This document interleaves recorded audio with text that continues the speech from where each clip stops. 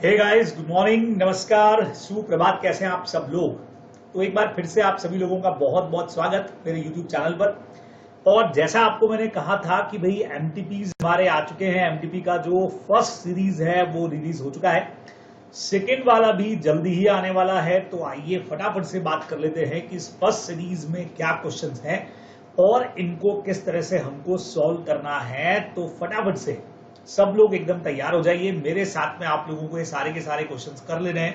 बहुत बढ़िया क्वेश्चंस यहाँ पे होने चाहिए क्योंकि एमसीक्यू भी रहेंगे, हमारे डिटेल क्वेश्चंस भी रहेंगे। तो आपको पता लग जाएगा कि किस तरह का पेपर होने वाला है, कैसे क्वेश्चंस यहाँ पे क्वारी होते हैं। चलिए तो शुरू करते हैं बच्चे लोगों। सबसे पहला डिवीजन 30 मार्क्स का हमारे एमसीक्यूज का। Saurabh Publishers Limited, a listed entity, pass a resolution in its board meeting for appointment of Jain and Jain chartered accountant. बहुत बढ़िया, as auditor of company. Company ने ऑब्टेन किया है कंसेंट राइटिंग में जैन और जैन से, और ऑल्सो रिकमेंडेशन जनरल मीटिंग में भेज दिया और उनका अप्रूवल भी मिल गया है। बढ़िया चीज है। The company thereafter inform the CA firm about their appointment, और साथ में उन्होंने आरओसी को नोटिस भी भेज दिया। बिल्कुल, आरओसी को नोटिस जाता है तो वो नोटिस भी उन्होंने भेज दिया है। बराबर। Now Jain and Jain chartered accountant firm is having 3 partners. 3 partner है यहाँ पे, और इसमें है मृदुला जैन, श्यामला जैन और पारुल जैन। इस फर्म में 2 लोग और दिख रहे हैं, मयंक और शशांक जैन। ये पार्टनर्स नहीं है बट दे आर एसोसिएट्स, और केस टू केस बेसिस के ऊपर ये यहाँ पे काम करते हैं, कोई फिक्स सैलरी इनका नहीं है। बढ़िया। अब prior to the appointment of Jain and Jain, इनके अपॉइंटमेंट से पहले प्रीवियस ऑडिटर जो थे वो थे अग्रवाल जैन एंड एसोसिएट्स। और इसमें 6 पार्टनर थे भाई, जिसमें प्रशांत अग्रवाल है, विकास अग्रवाल है, विशाल अग्रवाल है, व्योम अग्रवाल है, और साथ में मयंक और शशांक जैन। ये जो 2 लोग थे वो यहाँ पे हैं पार्टनर। अब समझिएगा, Mayank Jain and Shashank Jain were common person in the both of the firm. बच्चे लोगों, कॉमन पार्टनर नहीं लिखा है, कॉमन पर्सन बोला है। यहाँ पार्टनर है, वहां पे एसोसिएट्स हैं। While working with Saurabh Publishers limited, Jain and Jain ने काम करना स्टार्ट किया। लॉट ऑफ इश्यूज उनके साथ में हुए, उनके और मैनेजमेंट के। और आफ्टर सम टाइम कुछ डिस्प्यूट की वजह से मैनेजमेंट के साथ डिस्प्यूट हुआ, जैन और जैन ने रिजाइन कर दिया है फ्रॉम द कंपनी। कंपनी से छोड़ दिया उन्होंने। बराबर। अब ये केस बेस पे हमसे कुछ क्वेश्चंस पूछे गए हैं। आइए देखते हैं मल्टीपल चॉइस क्वेश्चन। पहला क्वेश्चन पूछा, the newly appointed firm Jain and Jain और retiring firm Agarwal Jain have common person. Mayank और शशांक कॉमन पार्टनर ही कॉमन पर्सन है। तो whether the appointment of Jain and Jain in Saurabh publisher is valid. क्या कहते हो भाई? अगर कॉमन पार्टनर्स होते तो हम जरूर कहते कि नहीं भाई, कॉमन पार्टनर्स वाली जो फर्म है वो नहीं बन सकती है। लेकिन कॉमन पर्सन पे तो कोई रोक है नहीं, ये वैसे भी एसोसिएट्स है, दे आर नॉट पार्टनर्स। तो हमारा आंसर क्या जाएगा बच्चे लोगों? क्या कहते हो? सबसे पहले इट इज नॉट वैलिड। नहीं, Mayank and Shashank are associates in Jain and Jain, not the partner, इसीलिए इनका अपॉइंटमेंट वैलिड है। बिल्कुल 100% हमारा बी ऑप्शन जो है वो सही ज्यादा दिख रहा है अपने को। हाँ, एक्सपेल कर सकते हैं, शुड एक्सपेल बिल्कुल भी नहीं, B option is absolutely correct. बराबर। सेकेंड क्वेश्चन कहता है, what would have been the position if Mayank Jain and Shashank Jain are partners in Jain and Jain. अगर ये पार्टनर्स होते तो क्या होता? तो भाई ये अपॉइंटमेंट वैलिड नहीं होता। तो क्लियर बोल दिया, the position will remain the same. बिल्कुल नहीं, they shall no change and continue. नहीं, the appointment of Jain and Jain would have been would not have been in terms of the provision of companies Act. ये बिल्कुल सही होता, because अगर common partners होते तो फिर जैन एंड जैन जो है अपॉइंट नहीं हो सकती थी। अपने को ध्यान में रखना चाहिए। बराबर। नेक्स्ट पे आते हैं बच्चे लोगों। तीसरा question, in the given case Jain and Jain due to some dispute with management, और कुछ इशू की वजह से इन्होंने क्या कर दिया है, वहां पे रिजाइन कर दिया था। अपन ने पढ़ा, तो रिजाइन के लिए कैजुअल वैकेंसी का पॉइंट लग जाता है बच्चे लोगों, 139(8) लग जाएगा इसके ऊपर, और उसमें 30 डेज में बीओडी अपॉइंट करेगा और साथ में जनरल मीटिंग का अप्रूवल भी लेगा। तो क्या कहते हो, ये ऑप्शन कहां दिख रहा है अपने को?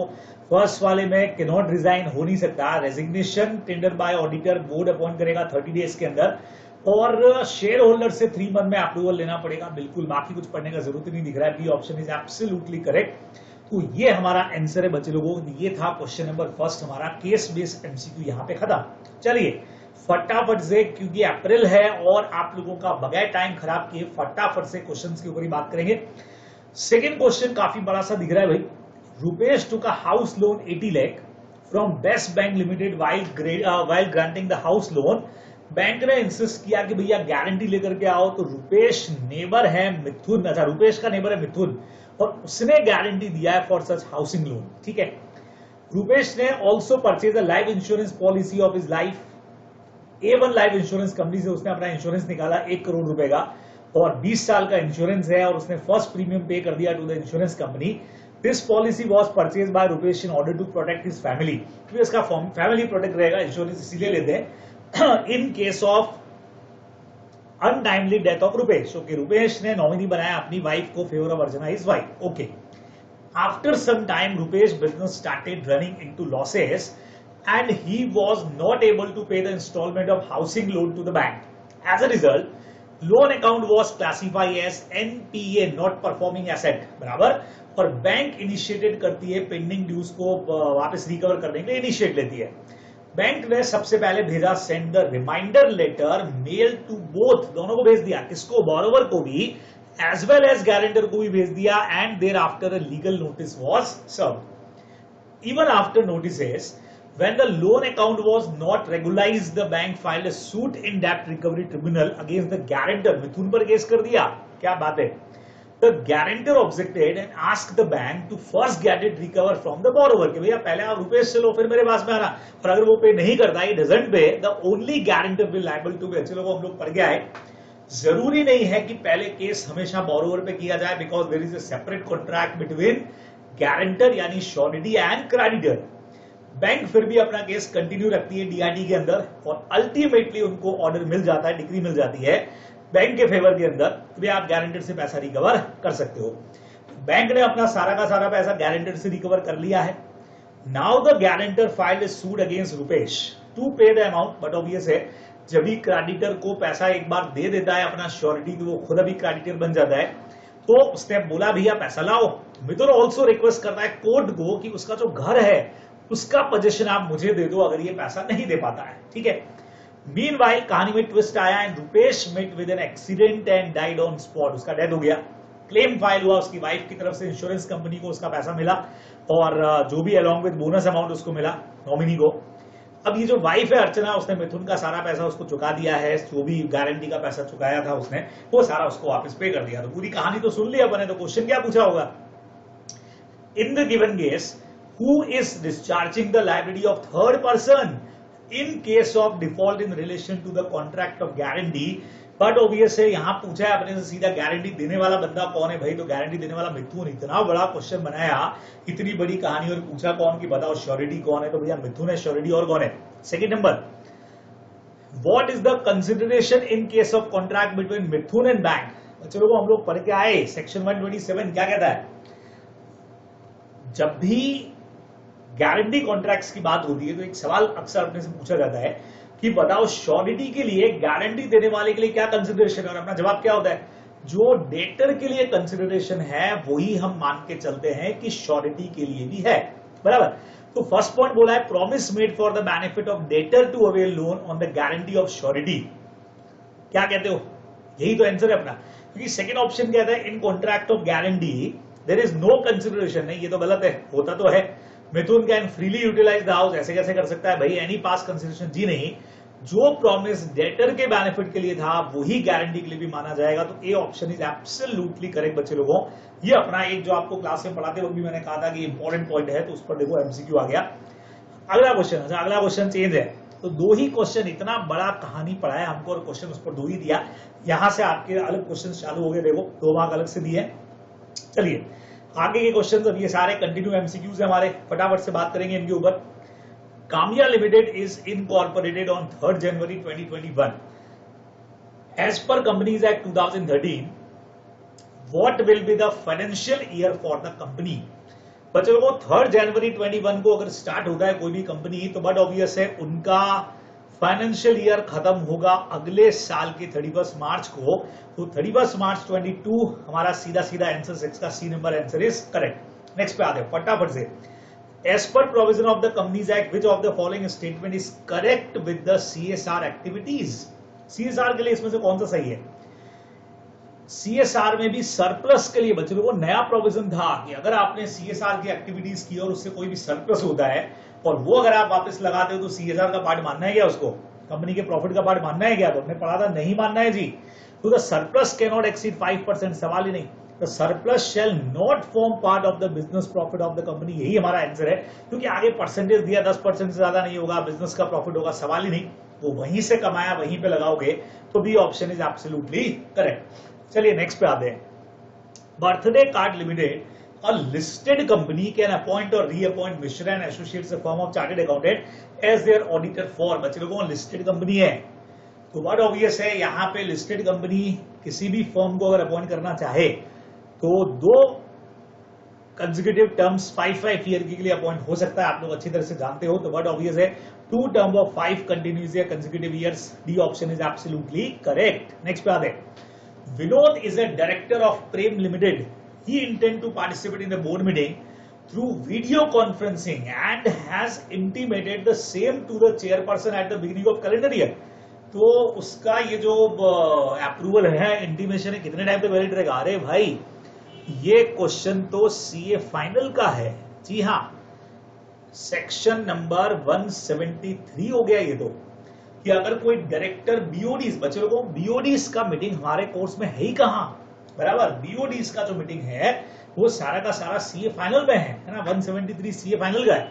चलो आंसर जरूर आपको बता देता हूं, 1 ईयर तक के लिए उसका जो कंसेंट है, इंटीमेशन है, वो वैलिड रहता है। C option is absolutely correct. But ये क्वेश्चन इधर पढ़ने का नहीं है, क्योंकि हमारे कोर्स में बोर्ड मीटिंग्स बेसिकली नहीं है। चलिए, an interest lien created on the property of the asset of the company undertaking. Charge कहते हैं भाई उसको, 10th का आंसर सीधा सीधा डेफिनेशन पूछ लिया, चार्ज इज करेक्ट। 11th पे आते हैं। Awareness Limited general meeting are held in registered office situated in Delhi. Okay. The minute book कहाँ पे kept होगी? कंपनी के रजिस्टर्ड ऑफिस पे होता है भाई मिनट बुक। तो इन्होंने क्या बोला, जहां पे मेंबर डिसाइड करें, जहां पे कंपनी डिसाइड करे, एम्प्लॉय डिसाइड करे, ना जी ना, सी नंबर ऑप्शन, कंपनी का रजिस्टर्ड ऑफिस पे मिनट्स मेंटेन होते हैं। नेक्स्ट पे, share issued by company to its director और एम्प्लॉय एट अ डिस्काउंट। ओहो, शेयर डिस्काउंट पर इशू है बच्चों। आगे मुझे क्वेश्चन पढ़ने का जरूरत ही नहीं है, मुझे सीधा सीधा पता है डिस्काउंट पे आज की डेट में खाली स्वेट इक्विटी इशू होते हैं। हालांकि इन्होंने आगे बोला भी होगा, नो हाउ के लिए दिया, वैल्यू एडिशन के लिए दिया, इंटेलेक्चुअल प्रॉपर्टी के लिए दिया। 100% sweat equity is correct answer. Next पे चलते हैं। 13, the time limit within which a copy of correct for the payment of underwriting commission is required to deliver to be registrar. Section number 40 जो कहता है कि, और 26 भी साथ में, जो भी अंडरराइटिंग कमीशन का कॉपी है, वो जो आप प्रोस्पेक्टस का रजिस्ट्रेशन जब करवाते हैं उसी वक्त में वो कॉपी भी साथ में जाती है। तो at the time of delivery of prospectus, B option साथ में दिख रहा है, एब्सोल्युटली करेक्ट है। चलिए, गोल्स लिमिटेड एक लिस्टेड कंपनी है, ऑथराइज शेयर कैपिटल है इनका 25 लाख का, ठीक है, और पेड अप कैपिटल है 20 लाख का। ओके, ठीक है जी। कंपनी प्लान कर रही है बायबैक करने का वर्थ ₹10 लाख। कर लो भाई। What is the maximum amount of shares is allowed to buy back? अब हम लोग जानते हैं कि मैक्सिमम 25% का बायबैक हो सकता है, तो 20 लाख का 25% 5 लाख से ज्यादा का बायबैक कंपनी नहीं कर पाएगी। तो 14 का बी नंबर ऑप्शन बचे लोगों, 10 लाख का प्लान भले ही कर ले, लेकिन अभी 5 लाख से ज्यादा का बायबैक नहीं होगा। चलिए, fin limited is accepting deposit of various tenure from its member from time to time.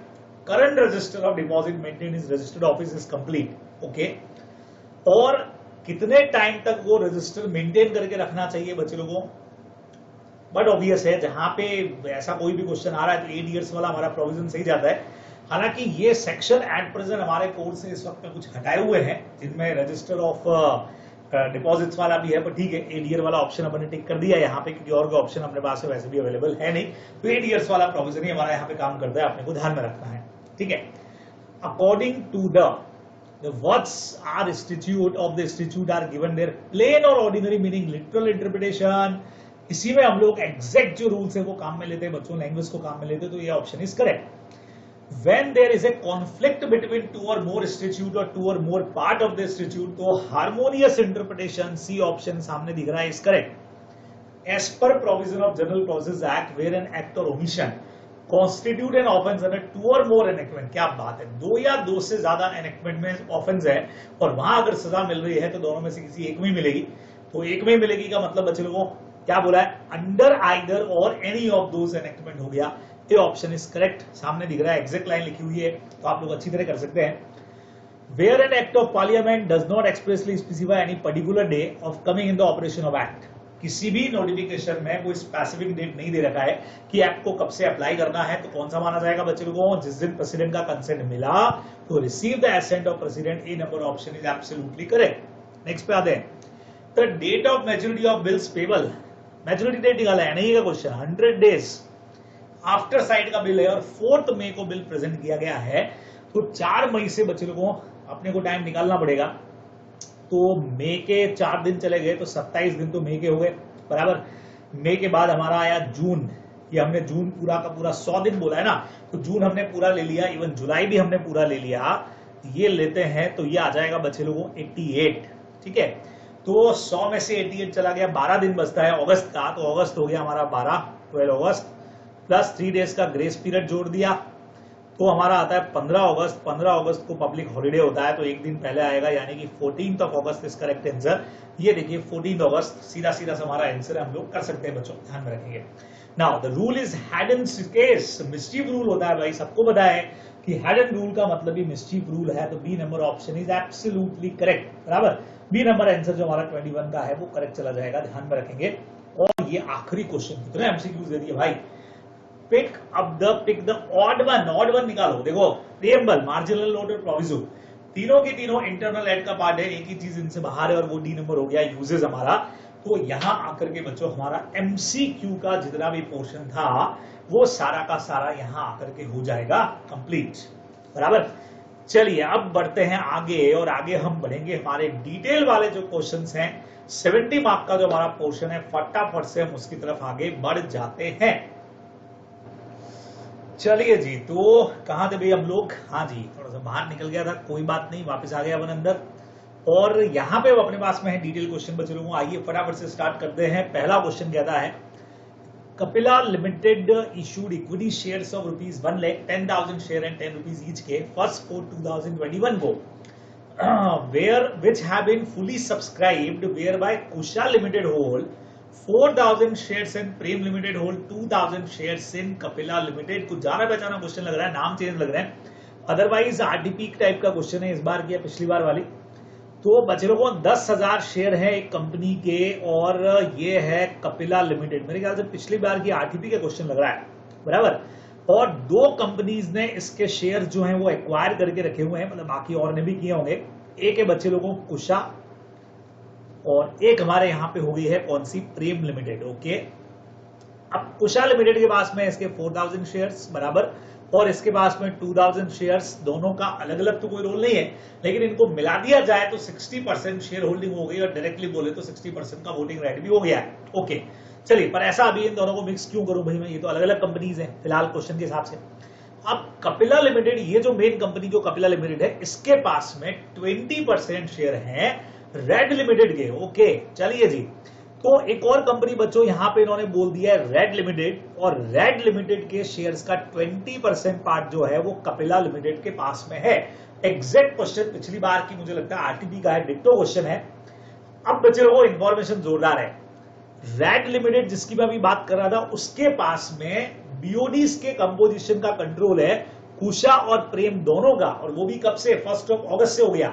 जबकि ये शेयर जो कपिला ने ले रखे हैं ये पहले से, मतलब स्टार्टिंग में इस डेट के पहले से ले रखे हैं, क्या बात है। अब बच्चे लोगों जोरदार क्वेश्चन को समझना, यहां पे हमारी कंपनी एक हुई रेड लिमिटेड, बराबर, और इस रेड की 2 सब्सिडरी कंपनियां हैं बच्चे लोगों, और वो सब्सिडरी कंपनियां कौन कौन सी हैं, एक तो हमारी कुशा लिमिटेड हो गई और एक हमारी प्रेम लिमिटेड हो गई। अच्छा, दोनों को सब्सिडरी क्यों बोल रहा हूं, क्योंकि इन दोनों के बीओडीज पर कंट्रोल जो है, इन दोनों के बीओडीज पर कंट्रोल किसका है, रेड लिमिटेड का है। तो व्हाट ऑब्वियस है, ये कंपनी होल्डिंग हो गई और ये दोनों कंपनियां हो गई सब्सिडरी। अब इन दोनों कंपनियों ने क्या किया है, कपिला लिमिटेड के 6,000 शेयर्स पे कंट्रोल कर लिया। 4 और 2 अब तो ऐड कर सकता हूं ना, क्योंकि ये एक ही होल्डिंग की दोनों सब्सिडरी हैं, को सब्सिडरीज हैं। तो एक तरह से इनडायरेक्टली रेड लिमिटेड ने बच्चों अपना प्रोविजन क्या कहता है, सेक्शन 2 क्लॉज 87 अपने सब्सिडरी कंपनियां पढ़ा हुआ है ना। कोई भी कंपनी या तो खुद ले या अपनी सब्सिडरी कंपनी के साथ मिलकर, या ओनली सब्सिडरी कंपनीज ही मोर देन 50% वोटिंग राइट्स पे कंट्रोल कर ले। तो यहां 60% शेयर कैपिटल आ गई, बराबर। डीडीआर की इंफॉर्मेशन है नहीं, तो 60% के वोटिंग राइट्स पर कंट्रोल आ गया एक तरह से किसका, रेड लिमिटेड का ही। तो रेड लिमिटेड यहां पे कपिला की बन चुकी है होल्डिंग कंपनी। सर लेकिन कपिला के पास तो रेड के पहले से 20% शेयर होने दो ना, सेक्शन 19 भी तो पढ़ के आए हो, है ना, कि होल्डिंग सब्सिडरी का रिलेशन बनने के पहले अगर आपके पास में सब्सिडरी के पास होल्डिंग के शेयर्स रह गए हैं तो उन्हें रहने दीजिए भाई, चलने दीजिए, उसको हम चला लेंगे, कोई टेंशन नहीं है। तो देखो क्वेश्चन में पूछा गया है whether Kapila is a subsidiary of red limited, यही तो हमारा क्वेश्चन था। यस बिल्कुल, क्योंकि कपिला के शेयर्स ले रखे हैं 60% किसने, उषा और प्रेम ने, और इनकी होल्डिंग कंपनी कौन है, रेड लिमिटेड। तो बहुत ऑब्वियस है रेड कपिला की भी होल्डिंग कंपनी हो गई, तो यस ये आंसर यस में है।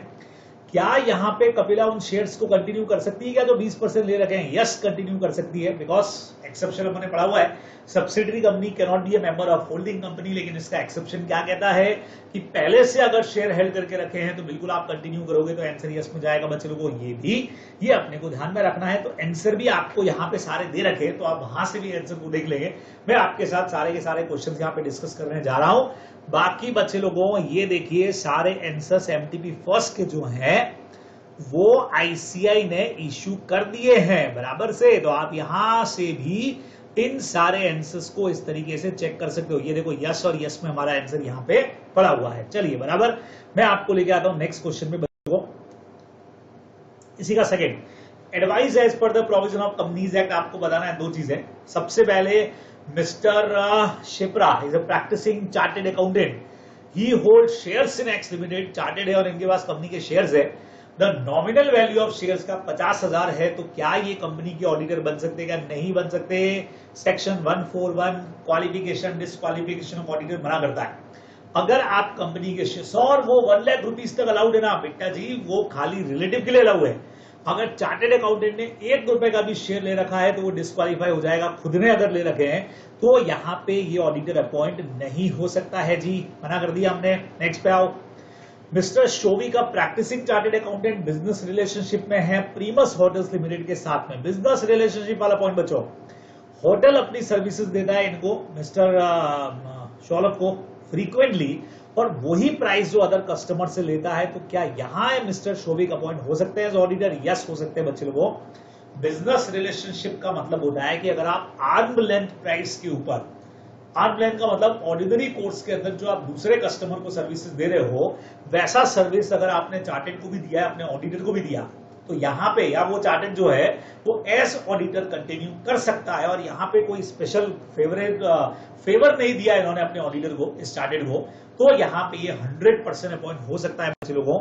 यहां से आपको मैं दिखा भी देता हूं, ठीक है, आंसर आपके सामने है, ये देख सकते हैं आप। यहाँ पे क्लियर बोल दिया, पहले वाले के अंदर हमने बोल दिया कि भाई ये देखो अपॉइंट नहीं हो सकता है, कैन नॉट बी अपॉइंटेड। लेकिन सेकंड वाले में आपको बिजनेस रिलेशनशिप वाला पॉइंट पूरा समझा देना है, आपने पढ़ा हुआ है। और उसके बाद में in the given question since the transaction at arm length price so mister Shovik can be appointed as an auditor of Primus hotels limited. Clear बोल दिया बच्चे लोगों, तो बहुत आराम से आप ये क्वेश्चन कर सकते हो। चलिए नेक्स्ट क्वेश्चन के ऊपर हम फटाफट से आ जाते हैं।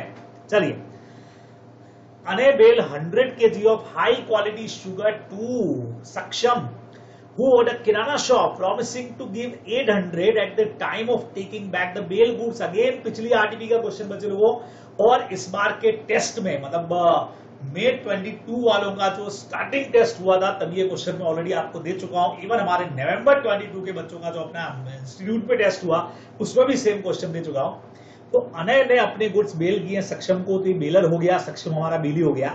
सक्षम का एक एम्प्लॉई है जिसको पता ही नहीं था, और उसने अपने 100 केजी शुगर की, वो जो 100 केजी शुगर था उसको इसकी शुगर के साथ में मिक्स कर दिया बराबर।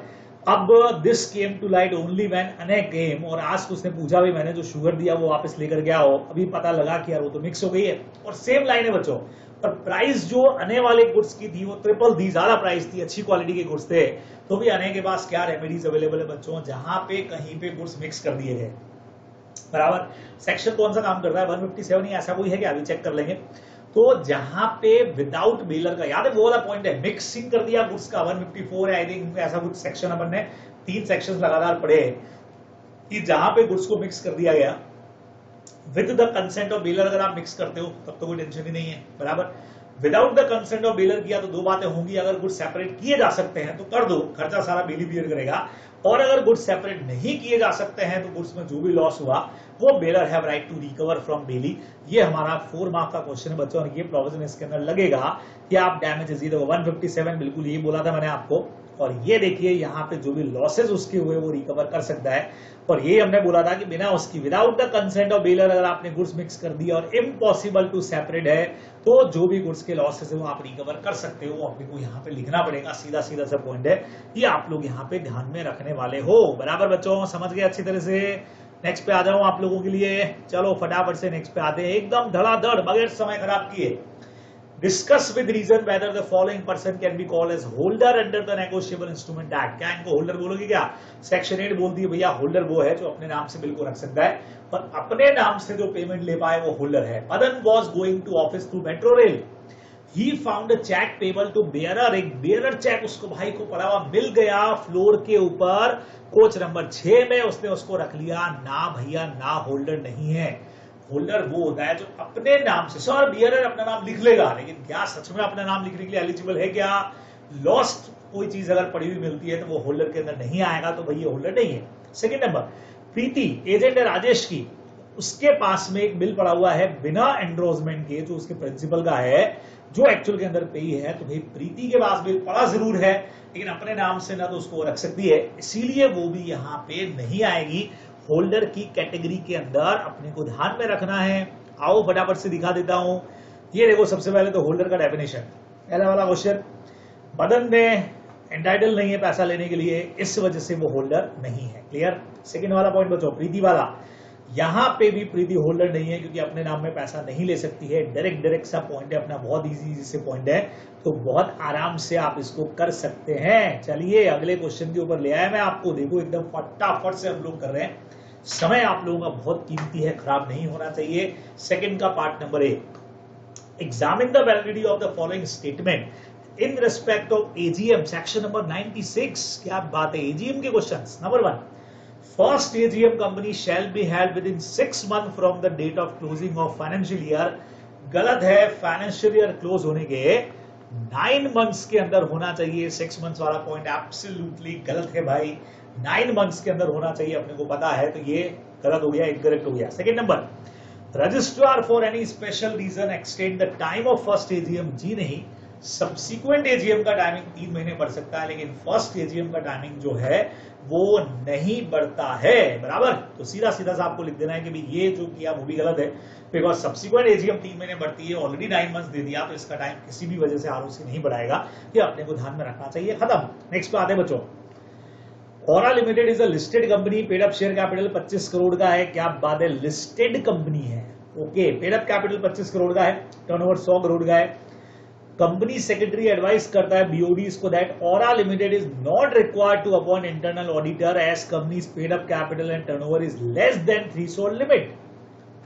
बच्चे लोगों, इंटरनल ऑडिटर सेक्शन नंबर काम करता है 138, उसमें लिमिट दे रखी है आपको अलग अलग टर्नओवर की, कैपिटल की, लेकिन सबसे बढ़िया इस क्वेश्चन के अंदर, हालांकि आपको लिमिट्स याद होनी चाहिए, एग्जाम में तो लिखनी पड़ेगी, लेकिन डायरेक्टली अगर बोलूं तो ये कंपनी लिस्टेड कंपनी है, और लिस्टेड कंपनी अगर है तो आपका कैपिटल कितना ही हो, टर्नओवर कितना ही हो, इंटरनल ऑडिटर अपने को चाहिएगा, ये अपने को ध्यान में रखना है। देखो आपको इसका आंसर मैं यहां से बढ़िया दिखा भी देता हूं, ये देखिए, ये सेक्शन 96 अपन ने अभी कर लिया था। बराबर, ये देखो 138 की सारी रिक्वायरमेंट, एवरी लिस्टेड कंपनी, फिर अनलिस्टेड पब्लिक कंपनी जिनका कैपिटल, टर्नओवर, आउटस्टैंडिंग लोन और डिपॉजिट हो। बराबर, तो ये अपन ने किया था। बराबर, 550, 120, 100, 200 ऐसा अपन ने किया था, तो रिक्वायरमेंट सारी लिख दो। लेकिन सबसे बढ़िया चीज यहाँ पे क्या हो गया कि Aura limited is a listed company, और कोई फर्क नहीं पड़ता आपका कैपिटल टर्नओवर कितना है, करना ही पड़ेगा। So company secretary is not correct, भाई गलत बोल रहा है कंपनी सेक्रेटरी हमारा, बिकॉज यहाँ पे सीधा सीधा सा है, लिस्टेड कंपनी है तो इंटरनल ऑडिटर चाहिएगा ही चाहिएगा। चलो नेक्स्ट पे आते हैं। अगला क्या कहता है भाई, Shiva appoint Ganesh Shiva's agent. Okay, Shiva ने गणेश को अपना एजेंट बनाया ताकि वो उसकी लैंड को सेल करे। गणेश ने शिवा का ही परमिशन लेकर के गौरी को अपॉइंट कर दिया एज एजेंट, मतलब सब एजेंट हो गया। सेक्शन 191 फिर 210 सब इसी पे लग रहे हैं। बराबर, आफ्टरवर्ड शिवा ने गणेश का ऑथोरिटी खत्म कर दिया लेकिन गौरी का नहीं किया भाई।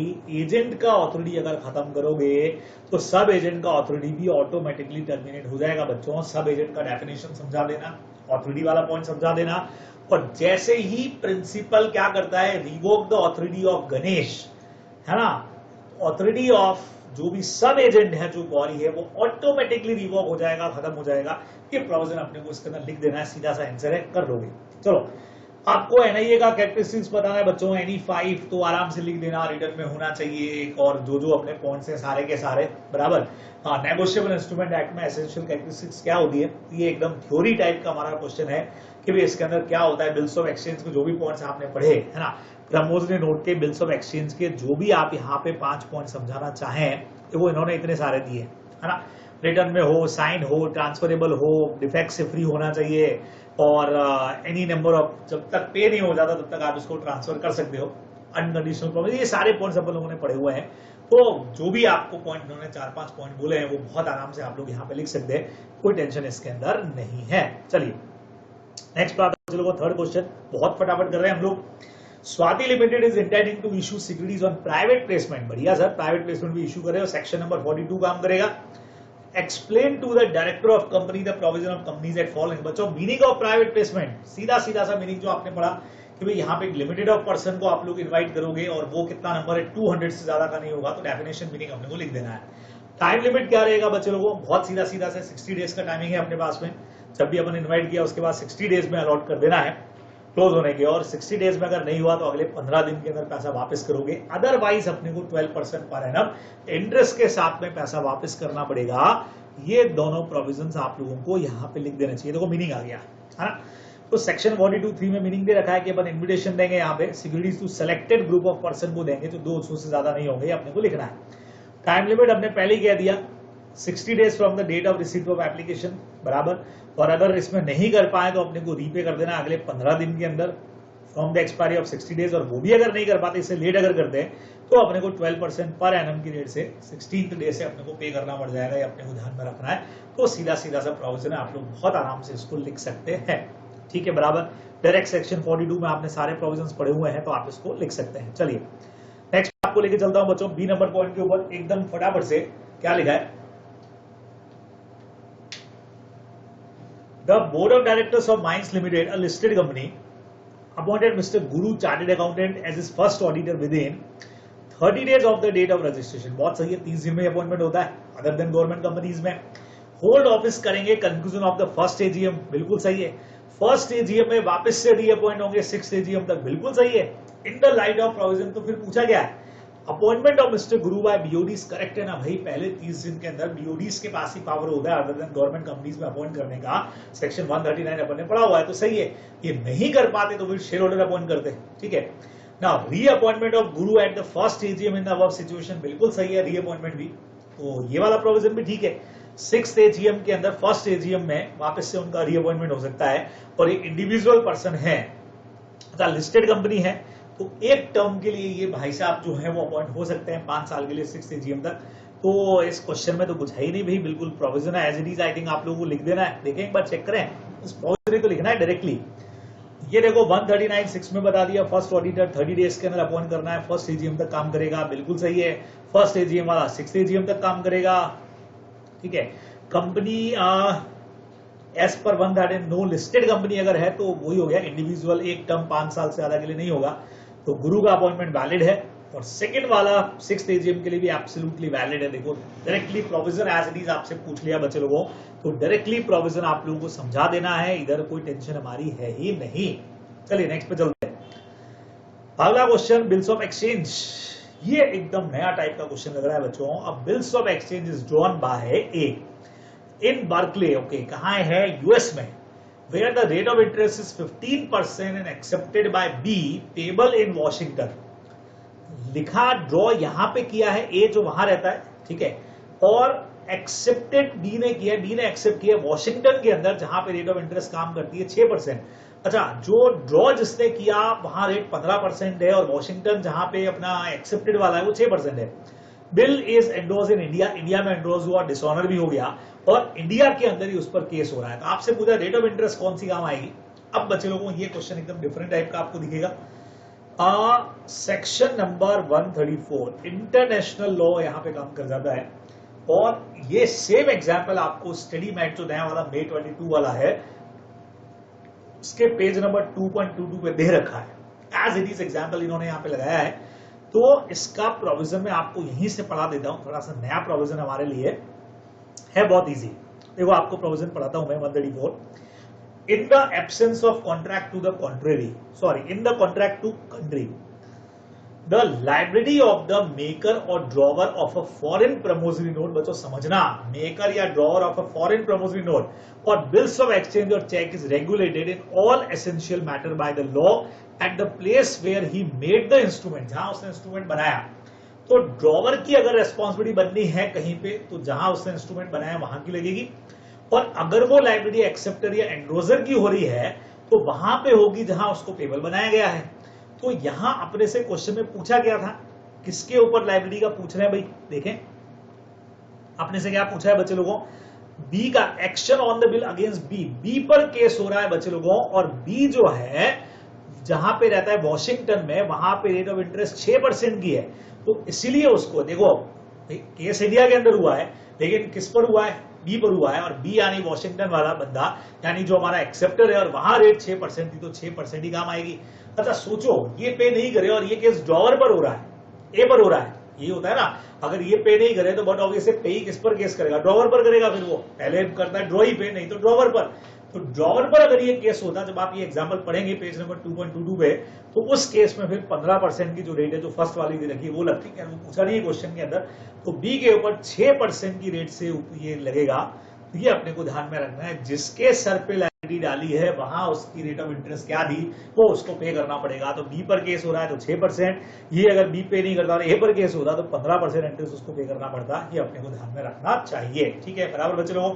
नेक्स्ट पे आए, शॉर्ट नोट बच्चों, डायरेक्ट क्वेश्चन है, प्रोविजो और एक्सप्लेनेशन का इंटरनल एंड है, इंटरप्रिटेशन वाला चैप्टर हमारा with reference to interpretation of statute deed and documents में पूछा है, तो आप बहुत आराम से इसको लिख सकते हैं। डायरेक्ट क्वेश्चन है तो मुझे ज्यादा इसमें कुछ बताने का जरूरत जो है वो नहीं है, क्योंकि सीधा सीधा थ्योरी का पॉइंट आपको लिखना है।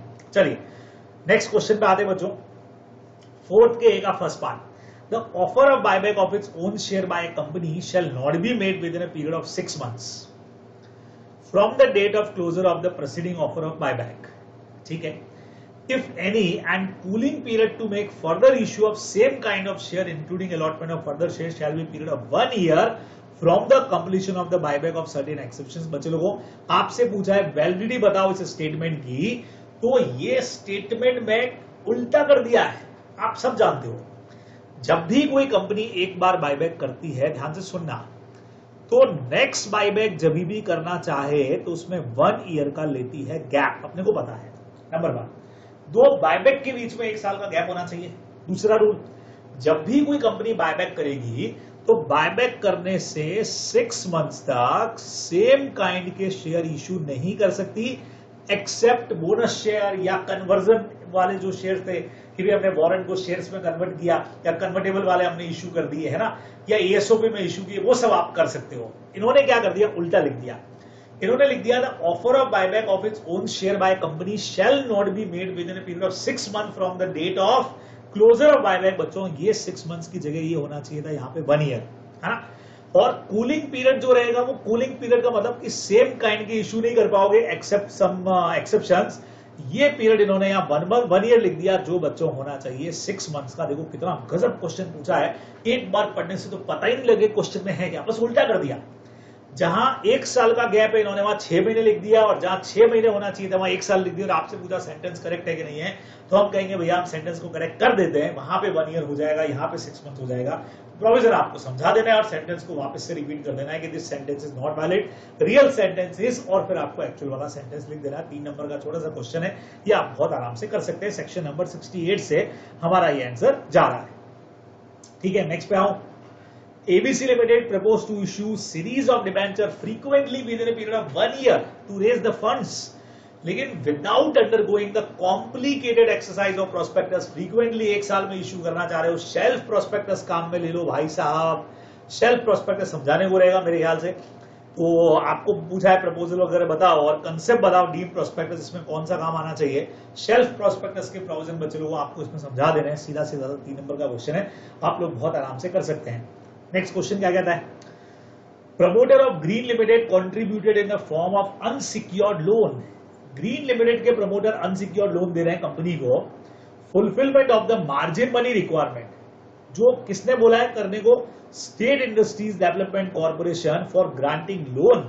ओके, यानी कंपनी ने स्टेट इंडस्ट्रीज डेवलपमेंट कॉर्पोरेशन से लोन लिया है और उनकी रिक्वायरमेंट है कि हम लोन तभी देंगे जब प्रमोटर्स भी कुछ पैसा देंगे, अनसिक्योर्ड लोन देंगे।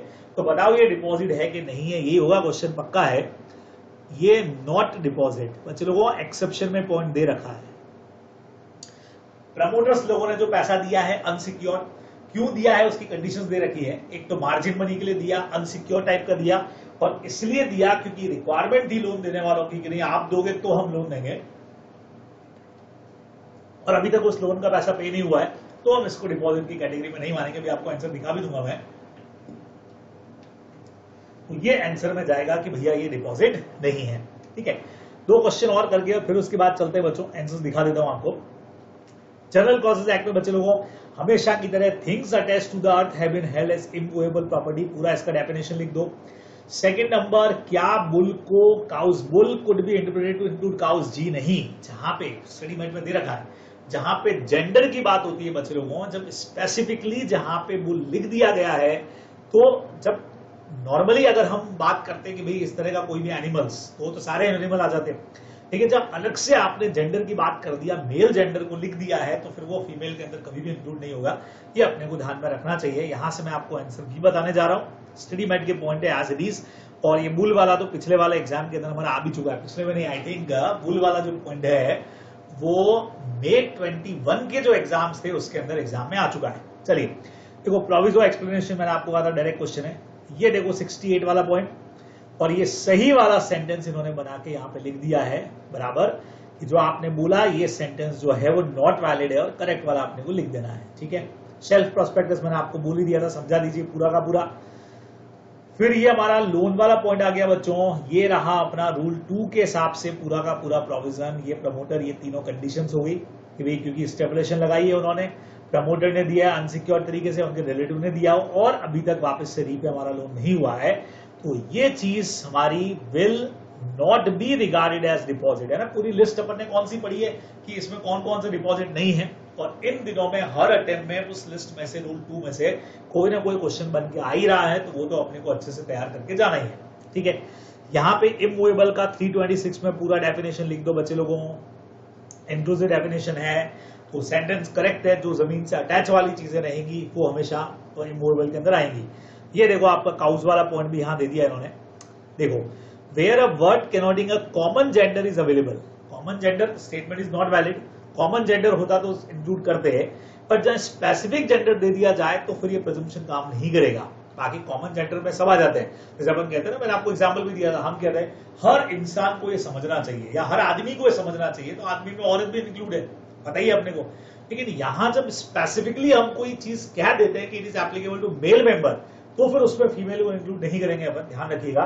तो thus the word bull could not be interpreted to include cows, उसमें फिर काउस इंक्लूड नहीं रहेंगी, ये अपने को ध्यान में रखना है। तो बहुत अच्छा पॉइंट है, आप लोग पढ़ करके जाएं इसको भी। और अगला क्वेश्चन चलो डायरेक्ट ही हो गया बच्चों, एसोसिएटेड वर्ड्स से हम मीनिंग जो निकालते हैं इंटरप्रिटेशन के अंदर कॉमन सेंस मैनर में, उसके ऊपर अपना एक पूरा प्रोविजन दिया हुआ है कि किसी भी वर्ड के साथ जो एसोसिएट वर्ड्स होते हैं ना, बराबर, उसके वजह वो जैसे इलेक्ट्रिक सिस्टम अपना था, म्यूजिक सिस्टम वाला, या परफ्यूमरी वाला जो अपना एग्जांपल था, तो जो स्पेसिफिक वर्ड्स हैं उनसे हम पूरे का इंटरप्रिटेशन करते हैं, उसके ऊपर आपसे क्वेश्चन पूछा गया है। तो थ्योरेटिकल पार्ट है, एज इट इज आपको लिख देना चाहिए। तो फोर्थ का लास्ट पार्ट आई थिंक आपका यही था, डी नंबर, फोर्थ क्वेश्चन का यही पूछा है बच्चे लोगों, तो इंटरप्रिटेशन से आप इसका आंसर दे सकते हैं। मैं आखिरी क्वेश्चन पे लेके आता हूं आपको, पर्पज है सारे प्रैक्टिकल क्वेश्चन तो एक बार हमारे डिस्कस हो जाए, बाकी थ्योरी क्वेश्चन तो आपके सामने ही है। आइए फटाफट से बात करते हैं बच्चे लोगों। गुली गुली गिली डंडा, क्या बात है, गुली gilli danda club was formed limited liability company under section 8। Okay, section 8 company है, नॉट फॉर प्रॉफिट। ऑब्जेक्ट है प्रमोटिंग गिली डंडा, क्या बात है, रूरल गेम को क्या प्रमोट कर रहे हैं कि by arranging introductory courses district level के ऊपर और फ्रेंडली मैचेस वगैरह करना गिली डंडा के, क्या बात है। The club has been earning surplus, उन्होंने कमाया। Of late the affairs of company are conducted fraudulently, और उन्होंने मेंबर्स को सरप्लस डिवाइड कर दिया। ये कंपनियां जो भी पैसा कमाएंगी उसी ऑब्जेक्ट के लिए लगाएंगी और ये डिविडेंड डिस्ट्रीब्यूट नहीं कर सकती हैं। एक मेंबर है, उसने रेगुलेटरी अथॉरिटीज को कंप्लेन कर दिया है कि भाई ऐसा कुछ हो रहा है और इस वजह से कैंसिल किया जाए कंपनी का लाइसेंस। ऐसी कंपनी को लाइसेंस मिलता है ना। तो आपसे पूछा क्या कंपनीज एक्ट में ऐसा कोई प्रोविजन है क्या? बिल्कुल है। अगर कंपनियां कंडीशंस ब्रेक करती हैं, डिविडेंड डिस्ट्रीब्यूट करती है मेंबर्स में, तो उनको हेरिंग का चांस देने के बाद उनका लाइसेंस रिवोक हो सकता है।